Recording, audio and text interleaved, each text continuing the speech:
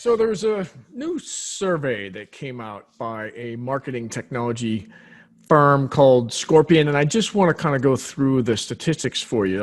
This video is going to be a little bit different because this information for you as a marketer or even a CEO of a small company is, I'd say, pretty important. So I'm going to go through this. This is a little bit longer than typical, but the information I think is very relevant to you. So let's start off by the obvious. Some of the companies that are out there that were surveyed, in fact, 24% of them, so they're going to delay major purchases for the time being. No surprise there, right? That makes perfect sense for most organizations. The next one, more people are cooking from home. 42%, in fact, said they're going to be cooking from home. I mean, that to me is obvious. I mean, there's only so much delivery that you can get. And I think when you're in the home, you start to get creative. So again, as marketing folks, as this information is coming in, this is important to plan for, not just now, but in the future.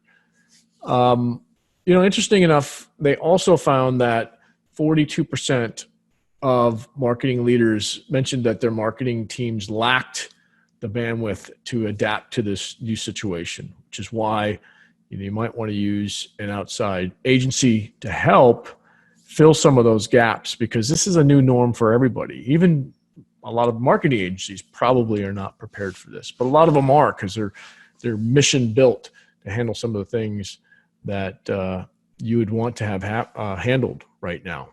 Now, on the increase side, what people are doing more of, and a lot of this is obvious, but it's important to kind of fill you in as to what the survey is showing. So first of all, streaming services, 42% user increase, driven by the demographic group 18 to 44-year-olds. Anyone surprised by that? I thought it would be a lot higher. Social media usage up 33.8%. It was already high, and now it's even higher. Again, driven by the demographic of 18 to 44-year-olds. Online shopping, 30% increase, driven by 25 to 34-year-old homeowners. Don't you think this would have been higher? 30%. How else are they shopping? There's no other way to shop. So the fact it's only online shopping is only up 30%. Either we were already doing a lot of shopping online, or people just don't want to spend any money. That's what I draw from that conclusion of only being 30% higher. Telecommuting for work, 25% user increase. Again, this is, I guess this kind of makes sense because not a lot of people are telecommuting, and a lot of the jobs that have been lost are ones that were, maybe they had to be at a retail location, or maybe there's no chance for these people ever to telecommute anyway. So this number kind of makes sense. Mobile gaming up 21%. That to me is a little surprising too. Seems a little low again. I don't know why, but I was thinking maybe you too. Isn't everyone gaming now? I'm not. I don't have the time, but it seems like what else are you going to do in your spare time? You can't go out and do anything. So playing games is kind of a natural human thing to do. Mobile games, there's something for everybody. Seems like a kind of a natural thing. Console gaming, only an 18% increase. I could tell you that is the most shocking, I think. I would have guessed, because kids aren't in school. Some are doing online school, but it seems like this number would be up a lot more than that. 18%. Virtual workouts up 14%. That's probably on par with what I would have thought. I'm not sure people are taking to this virtual workout thing if they hadn't been already. I've tried it. I kind of like it. But, I don't think I'm the norm there. So those are interesting.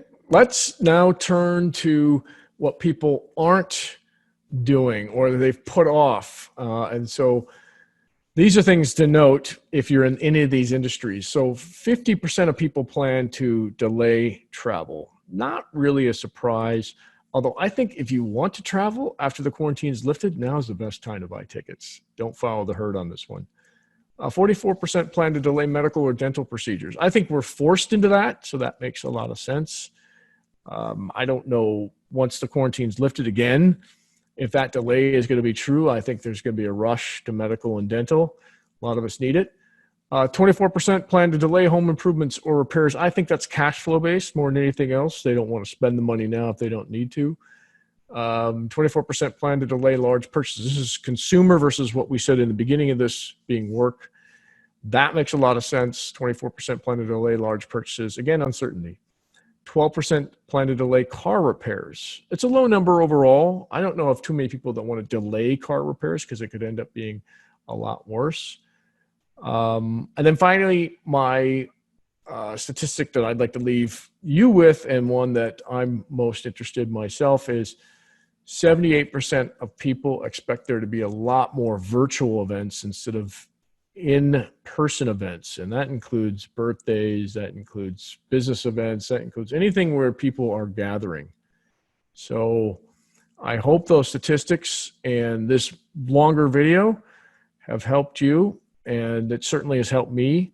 If you want to a full report on this, I'm going to put a link in the show notes.